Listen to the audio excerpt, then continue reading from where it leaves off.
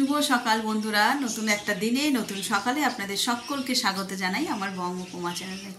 আজ শনিবার, সকালবেলা স্নান টান করে রেডি হয়ে নিয়েছি। আর যেহেতু আজ শনিবার, কাল রবিবার, সেই জন্য আজ থেকেই মনটা বেশ খুশি খুশি হয়ে আছে। চলো আজকের দিনটাকে এখান থেকে দারুণভাবে শুরু করি। আর ওদিকে আমি রান্নাঘরে ভাতের জল চাপিয়ে দিয়ে এসেছি।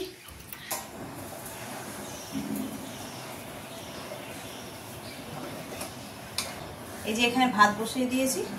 আজ তো শনিবার, নিরামিষ রান্না হবে। চলো কি কি রান্না করি দেখি। আর আজকে সকাল থেকেই এত গরম, রোদ্দুরও বেরিয়ে পড়ে গেছে। সকালবেলায় 6:30 ঘুম ভেঙেছে, তখনও দেখছি যে জানলা দিয়ে, আমাদের কাছের জানলাগুলো তো পর্দা দেওয়া থাকে না রাত্রিবেলায়, তো দেখছি যে এই জানলা দিয়ে যেন মানে আলো, পুরো ঘরে আলো আলো করে দিয়েছে। তাই বুঝছি যে সকাল থেকে যদি এত রোদ দেয়, কে জানে বেলার দিকে বৃষ্টি হয় কিনা। কালকে একটুখানি হয়েছিল বলে গাছগুলো একটু রেহাই পেয়েছে, আজও যদি হয় একটু। চলো তাহলে রান্না করে নিই, বৃষ্টি যখন হওয়ার তখনই হবে। আর আমরা বেকার বেকার চাতক পাখির মতন তাকিয়ে থেকে কোনো লাভ নেই।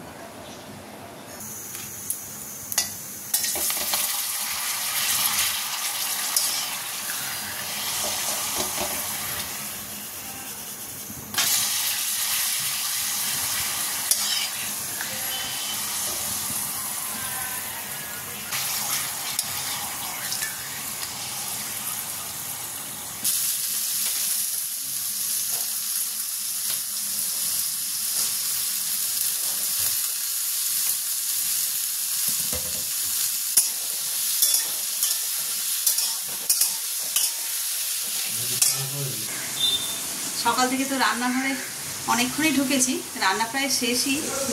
এখানে ভাত, ডাল, ভাজাভুজি হয়ে গেছে। আর এখানে হচ্ছে আমার চিচিঙে পোস্ত হয়ে গেছে অলরেডি। এটা একটু ভাজা ভাজা মতন করে নামাবো। আমরা একটু পোস্তটা ভাজা ভাজা করেই মানে রান্নাটা করি, শুকনো ভাতে খেতে ভালো লাগে। আর এখানে হচ্ছে যে কাঁকরোল ভাজা। নিরামিষের দিন ডালের সঙ্গে যে দুরকম ভাজা না হলে যেন আমাদের হয় না। পাঁপড় তো ভাজি, চাটনিও হয়, তাও যেন মনে হয় একটু ভাজাভুজি হলে ভালো হয়। আর যা গরম পড়েছে, দেখি কত কি কাজ এগোতে পারি। একটু বাইরেও বেরোনোর ছিল, দরকার ছিল, কিন্তু মনে হয় না বেরোতে পারবো বলে। তো ঘরেরই টুকটাক কাজ করে নেবো তাহলে। চলো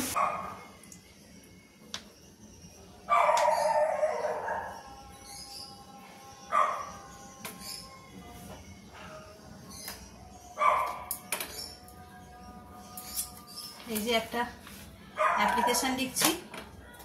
অ্যাকচুয়ালি বাবা মারা গেছে তো 1 বছর হয়ে গেছে। ওই ডেথ সার্টিফিকেটটা তোলার জন্য এত ঝামেলা হচ্ছে, আবার একটা অ্যাপ্লিকেশান লিখতে হচ্ছে।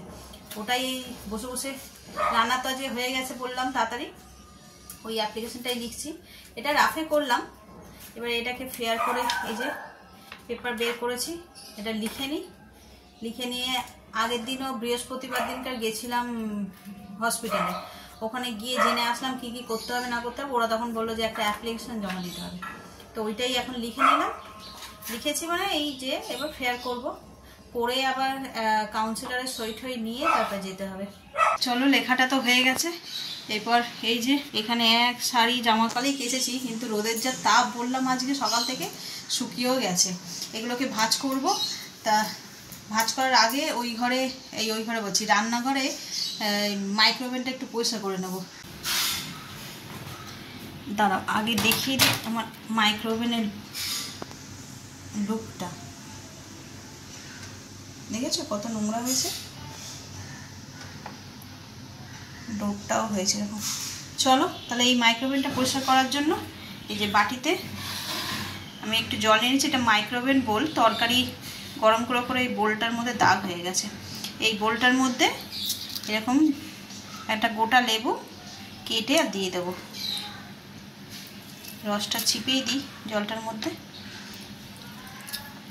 আমার কাছে শুকনো ফ্রিজে থাকা লেবু ছিল না, তাই নাহলে ওই লেবুগুলো দিয়েও হয়ে যায়। চলো তাহলে এটা ঢুকিয়ে দিই।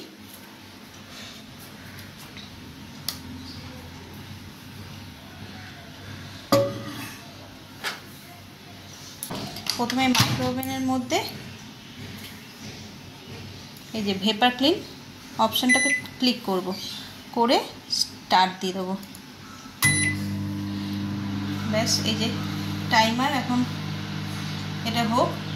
টাইম লাগবে একটু, ততক্ষণ আমি জামা কাপড়গুলো গুছিয়ে নিই। এটাও হতে থাকবে আর এদিকে আমার কাজটাও হয়ে যাবে। এটা গুছিয়ে নিয়ে তারপরে গিয়ে পরিষ্কার করবো। ওটা দেখছো ভেপারটা, আর এই যে ডোরের মধ্যে সব দাগগুলো লেগেছে, এখনই যদি আমি ক্লিন করে দিই একদম পুরো পরিষ্কার ঝকঝকে হয়ে যাবে।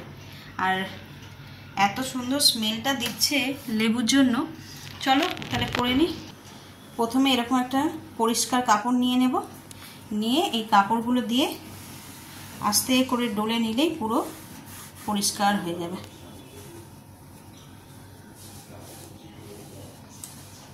দেখছো ডোরটা কি সুন্দর পরিষ্কার হয়ে গেল। এই দেখো, ঠিক একইভাবে প্রথমে এই কাঁচটা আমি বের করে দিই, তাহলে পরিষ্কার করতে সুবিধা হবে।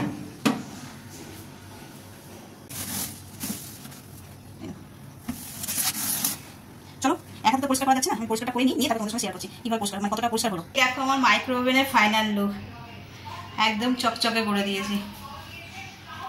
এই যে ডোরটা, বাইরে ভিতরে একদম নিট অ্যান্ড ক্লিন। দেখলে কেমন পরিষ্কার হয়ে গেছে। এইভাবে তোমরাও পরিষ্কার করবে, আর খুব তাড়াতাড়িও হয়ে যায়, খুব সুন্দর পরিষ্কারও হয়। তো চলো, ঘড়িতে এখনো 1টা বাজেনি। তো চলো একটু ওই ঘরে গিয়ে বসি, রেস্ট নিই। খাওয়ার সময় তো এখনো হয়নি, তো যখন খাবো তখন আবার রান্নাঘরে আসবো। তাহলে চলো। তো সকালে জল দিলে না, যা রোদের তাপ, ইস কি অবস্থা। আমি এই আস্তে আস্তে গিয়ে দেখছি, দেখো এখানে টগর গাছ, শিউলি গাছ, এগুলোও পর্যন্ত কিরকম হয়ে গেছে।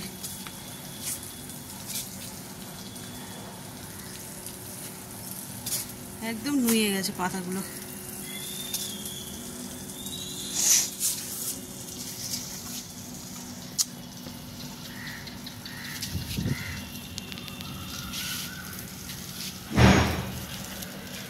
জারবেরাগুলোর কি অবস্থা হয়েছে, ডালগুলো পুরো নেতিয়ে গেছে। আর এই দেখো, এটা হচ্ছে চন্দ্রমল্লিকা। এর আগে দেখিয়েছিলাম, গাছগুলোকে পুরো কেটে দিয়েছি। দেখো কত ছোট ছোট পাতা বেরিয়েছে, মানে এগুলো ডগা ভরে গেছে এগুলো। এইটা তো 4টেতেই।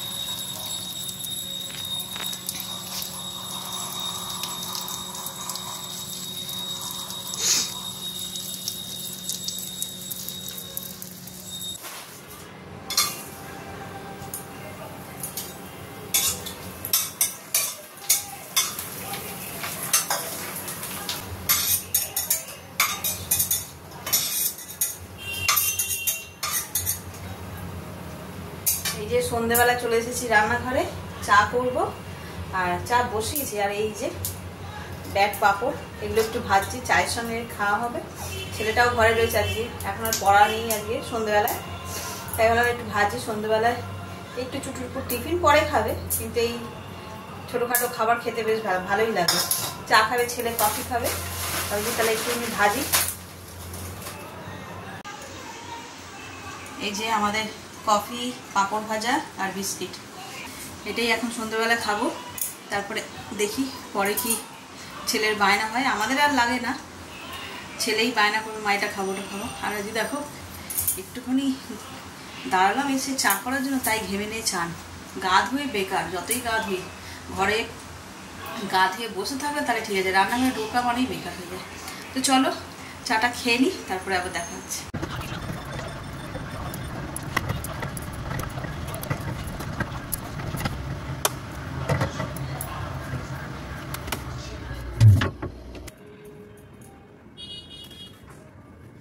এই যে রাতের তরকারি করবো বলে সবজিগুলো কাটছি। আজকে করবো পটলের তরকারি। পটলের তরকারি বলতে পটলের রেজালা, এটাও আমি শ্বশুরবাড়ি থেকেই শিখেছি। তো চলো কীভাবে করবো পটলের রেজাল্টটা, সেটা তোমাদের সঙ্গেই শেয়ার করবো। আগে পটলগুলো কেটে নিই। পটলগুলোকে প্রথমে চেঁচে নিয়েছি, নিয়ে গোটাই রেখেছি।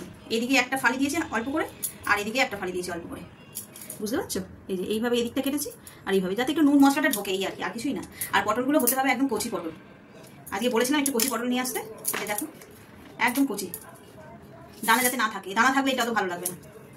তাহলে চলো পটলগুলোকে আগে কেটে নিয়ে তারপরে কিভাবে রান্না করছি সেটা তোমাদের দেখাবো। এই যে পটলের রেজালা বানাবো, তার জন্য পটলগুলোকে ভালো করে ধুয়ে আর নুন মাখিয়ে রেখে দিয়েছি। পটলগুলোকে ভেজে নেব।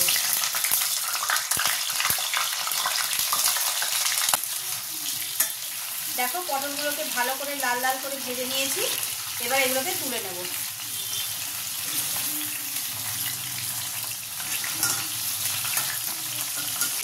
তেল গরমই আছে, এর মধ্যে আমি দিয়ে দেবো গোটা মশলা, দারচিনি, এলাচ আর লবঙ্গ।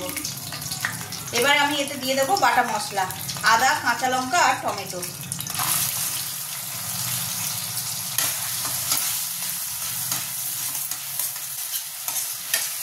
দেখো মশলাটা খুব ভালো করে কষানো হয়ে গেছে।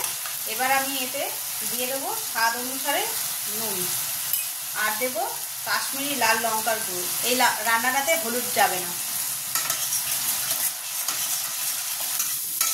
দেখো মশলাটা ভালো করে কষানো হয়ে গেছে। এবার এর মধ্যে দিয়ে দেবো কাজু আর মগজের পেস্ট।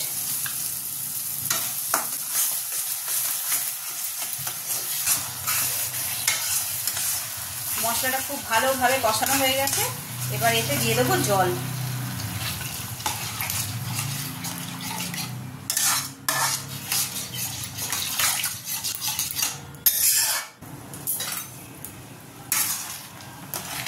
দেখো ঝোলটা টকবক করে ফুটে গেছে। এবার আমি ভেজে রাখা পটলটা দিয়ে দেবো।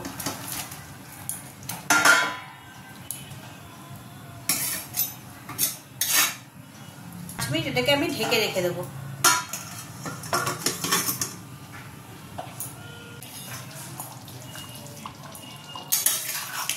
দেখো 5 মিনিট হয়ে গেছে। পটলটা খুব ভালোভাবে সিদ্ধও হয়ে গেছে আর ঝোলও মরে গেছে। এবার এতে আমি দিয়ে দেবো একটুখানি গোলাপ জল আর কেওড়া জল। আর হ্যাঁ, এটা আমি যেহেতু নিরামিষে রান্না করছি তাই আমি পেঁয়াজ ব্যবহার করিনি। যারা আমিষে রান্না করবে তারা এখনই এর উপর দিয়ে পেঁয়াজের পেরেস্তা বানিয়ে দিয়ে দিতে পারো, তাতে স্বাদটা অন্যরকম হবে। আর এতে এবারে আমি দিয়ে দেবো ঘি, 2 চামচ মতন ঘি দিয়ে দেবো। আর দেবো গরম মশলা।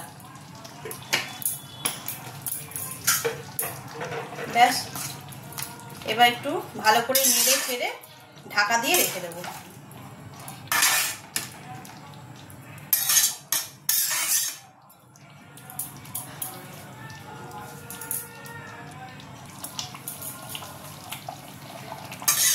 দু মিনিট হয়ে গেছে, একটা ফুটও দিয়ে দিয়েছে। এবার আমি গ্যাসটা নিভিয়ে দেবো। ব্যাস, আমার রেডি পটলের রেজালা। আপনারাও এইভাবে বানিয়ে দেখবেন, খুব সুস্বাদু একটি নিরামিষ খাবার।